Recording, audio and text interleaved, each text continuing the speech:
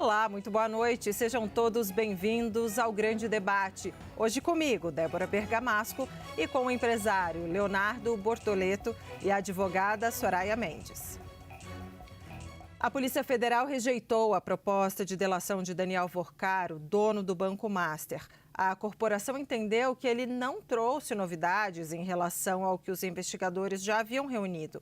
As negociações seguem com a Procuradoria-Geral da República, mas o órgão ainda resiste ao acordo.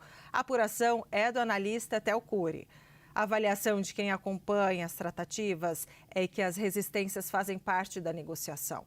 Na atual fase, o processo envolve ofertas, contra-ofertas e uma espécie de barganha entre a PGR e os advogados. Como titular da ação penal, a PGR tem prerrogativa para conduzir a negociação de forma independente da PF e seguir com as tratativas, mesmo diante da recusa da Polícia Federal. Caso o órgão decida rejeitar a colaboração de Vorcaro, a tendência é de que as negociações sejam, então, encerradas.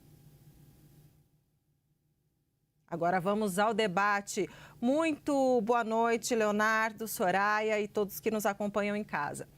Começando por você, Soraya, a PGR deve rejeitar a delação de Vorcaro, assim como fez a PF? Boa noite, Débora. Boa noite, Leonardo. Uma felicidade podermos tratar também, mais uma vez aqui, de temas tão importantes como esses que são trazidos no grande debate. Débora, eu acho que primeiro é importante a gente sempre situar, você já fez aqui de uma forma inicial, mas de repisar então, que a delação premiada, ela demanda uma série de passos que são passos preliminares. Normalmente a gente vê a colaboração sendo fechada ao final, com as informações que são trazidas e com a eventual barganha já realizada, mas a gente acompanha muito pouco esses passos iniciais, que são os passos de conversação, de oferecimento de informações que são informações que precisam ser, e esse é o ponto fundamental de nós ressaltarmos informações que sejam verdadeiramente importantes para a resolução de dúvidas que possam surgir ao longo da investigação ou mesmo de trazer informações que sejam informações capazes de conduzir a novos rumos que as investigações podem tomar. E nesse caso específico do Vorcaro, nós estamos aqui diante das informações que temos, agora sim, não informações técnicas jurídicas, mas informações públicas, diante de um impasse muito grande, na medida em que não só a prisão temporária preventiva agora de Daniel Vorcaro foi realizada, mas também a apreensão dos seus aparelhos celulares. A gente tem ouvido muito falar acerca das mensagens trocadas, dos áudios vindos de várias pessoas, seja do candidato à presidência Bolsonaro, Flávio Bolsonaro, também do ex-ministro Frias, enfim, mas não foi só um único celular, um único aparelho de Vorcaro que foi apreendido. E essas informações públicas é que vão nos dar a possibilidade de avaliarmos com mais profundidade se eventualmente existe algo ainda que o Vorcaro possa contar, que as provas que estão sendo produzidas a partir dos celulares e a partir de outros documentos que obviamente vão ser encontrados a partir do que se tem nesses celulares, possam indicar. Então, não dá para a gente cravar dizendo se está certo, se está errado, se tem que aceitar ou não aceitar. Mas o ponto principal hoje, com as informações públicas, é que muito do que o Vorcaro talvez pudesse falar, na realidade, já vai ser transformado em própria prova documental a ingressar nos autos de um eventual processo. Eu acho que é exatamente esse o ponto que nós nos encontramos e o que a gente vai precisar observar. Muito obrigada, Soraya. Agora eu jogo a pergunta para você, Bortoleto. A PGR deve rejeitar a relação de Vorcaro, assim como fez a PF? Boa noite, Débora. Boa noite, doutora Soraya, a todos que nos estão acompanhando pela CNN. Eu entendo que esta delação colocada, sim, ela deve rejeitar como fez a Polícia Federal, o que não quer dizer que nós estejamos no fim dessa história, muito pelo contrário. Eu entendo que a Polícia Federal faz a rejeição dos argumentos colocados naquele documento, porque eles não colaboram efetivamente, eles não incluem, eles não trazem verdadeiras novidades. Vai caber ao delator descer do muro ou não. Agora, eu acredito que a postura da Polícia Federal em não aceitar aquilo que ela entende não ser o suficiente, muito positivo. Muito positivo, e acredito que a PGR vá na mesma linha, porque eu entendo que tanto a PGR quanto a Polícia Federal, o que querem é o que todo brasileiro quer. Nós queremos esse crime apurado. Ressalto, o maior crime financeiro da história desse país. E aí vem as informações que já são públicas. As informações públicas são de 2 celulares, como bem lembrou aqui a doutora Soraya, mas eu duvido que se efetivamente Daniel Vorcaro quiser, ele não tenha algo a acrescentar. Eu duvido que somente nos aparelhos de celulares seja o suficiente e nada mais se tenha a acrescentar.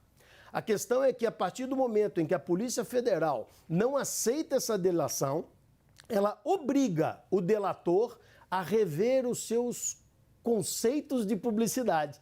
E talvez nós estejamos muito próxima, Débora e doutora Soraya, de ter esclarecimentos mais contundentes sobre não só com quem ele trocava mensagens, mas sim com quem ele se reunia em reservado. Aqueles que não estão registrados. Os encontros que efetivamente possam ter colaborado para que nós tenhamos tudo isso que aconteceu de fato consumado. Como é o maior crime financeiro da história desse país, eu tenho convicção, como cidadão, de que tudo não foi tratado por mensagem no WhatsApp. Eu acredito que em reuniões, na calada da noite, muito deve ter sido acertado, muito deve ter sido combinado. E é isso que a Polícia Federal quer saber. É isso que a Procuradoria-Geral da República também tende a buscar. Esclarecimentos, colaborações que efetivamente acrescentem algo para um júri.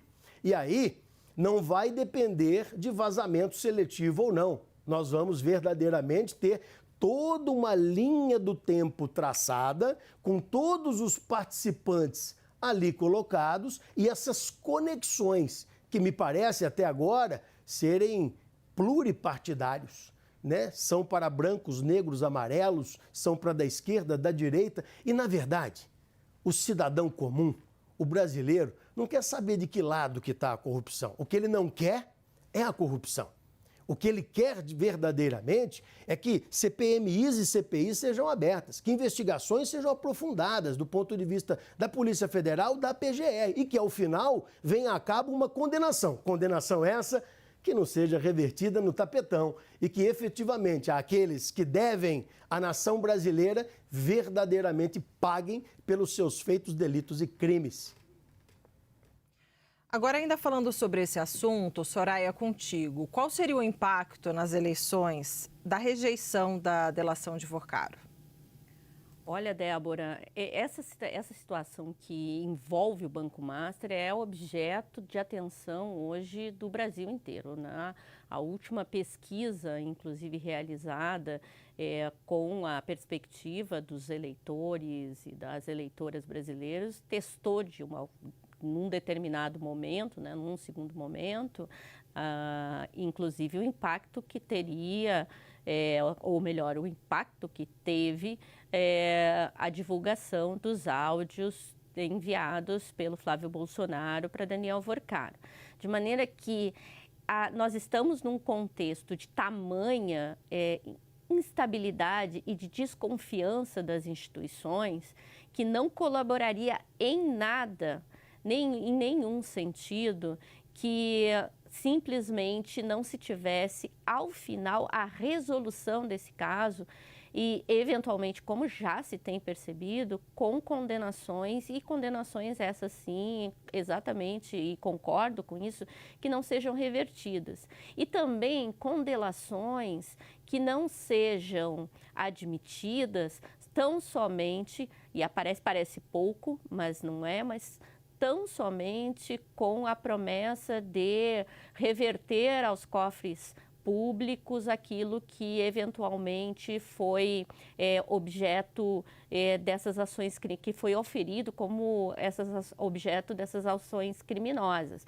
Porque, na realidade, nós já tivemos outras experiências, a Lava Jato está aí para demonstrar que, ao final, aquelas que foram as condenações, mas principalmente as condenações que resultaram em multas, que resultaram em obrigatoriedade de pagamentos, elas acabaram sendo todas elas, posteriormente, já no âmbito do Supremo Tribunal Federal, principalmente, destituídas de possibilidade de execução, dadas falhas que foram identificadas. Então, essa situação do Banco Master, com o histórico que já se tem no Brasil, é uma situação que coloca, sim, os olhos do povo brasileiro sobre a possibilidade de finalmente ver as instituições funcionando para que aqueles que estão no andar de cima também sejam responsabilizados pelos crimes que cometem, pelos grandes escândalos que envolvem muitas vezes pessoas de muitas necessidades, como é o caso que vai envolver, ao final, fundos previdenciários, enfim, que são algumas das ramificações que esse caso Master tem. Então, tem impacto e vai ter impacto direto com essa apreensão de segurança jurídica e de confiabilidade nas instituições. Bortoleto, agora a pergunta para você. Qual seria, na sua avaliação, o impacto nas eleições desse ano da rejeição da delação de Vorcaro? É uma situação que não há como diminuir o impacto desse crime financeiro nas eleições que estão na iminência de acontecer. Porque aceitando a delação, avançando com a delação, quer dizer que nós encontramos verdadeiramente fatos relevantes e novos, que vão influenciar, não sabemos ainda para que lado, afetando um lado ou outro lado, ou os dois lados. O que nós sabemos é que, com certeza absoluta, não teremos um avanço sem acertar algum dos lados. E não aceitando esta delação, não quer dizer que não tenhamos impacto. Mas o impacto maior em não aceitar ou em Daniel Vorcaro não falar tudo o que tem a esclarecer, o impacto é maior do que o das eleições, nas eleições propriamente dita. É um impacto de não conseguirmos, de maneira célere, apurar algo que é tão grave. Porque o que é uma colaboração premiada? Nada mais é do que um catalisador de todo esse processo. Por quê? Porque juntam-se as peças, acrescentam-se elementos e pessoas na linha do tempo para poder esclarecer de maneira cristalina algo que pode de alguma forma estar obtuso ou obscuro. Mas, em não tendo isso, ou não aceitando porque não valeu a pena, não foi o suficiente, não houve colaboração significativa, quer dizer que a apuração vai continuar, mas vai demorar mais. Ou seja, isso vai sangrar para além da eleição. Isso vai, com certeza absoluta, impactar não somente a eleição, mas quem talvez esteja eleito.